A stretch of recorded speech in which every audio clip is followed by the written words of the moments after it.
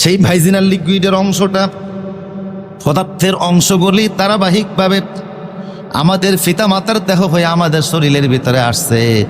ইয়াখরুজু মিন বাইনিস সুলবি ওয়াত তারাইব, পিতামাতার দেহ হইয়া যখন মায়ের পেটে আমরা আসলাম, মায়ের পেটে যখন আমাদের পদার্থের দেহের বয়স হলো মাত্র 120 বছর, 120 দিন। কতদিন?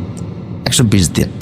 মায়ের পেটে যখন আমাদের বয়স মাত্র 120 দিন, তার মানে 4 মাসের মতো, 4 মাস হয় না, 4 মাসের মতো যখন এতক্ষণ মায়ের পেটে পদার্থের দেহ তৈরি হয়েছে, আগুন পানি মাটি বাতাসের দেহ, এটা পদার্থের অংশ, ফিজিক্সের অংশ। এটা যখন হলো, এবার আল্লাহ পাক স্পিরিচুয়াল পার্টের অংশ হলো 4টা, মূল আধ্যাত্মিকতার অংশ 4টা। সেই 4টা 120 দিনের মাথায় সবার শরীরের ভিতরে আল্লাহ দান করে দিলে। সেটা কি? স্পিরিচুয়াল পার্টের অংশ হলো 4টা, 3টা নফস, একটা রুহু। সুবহানাল্লাহ বলেন।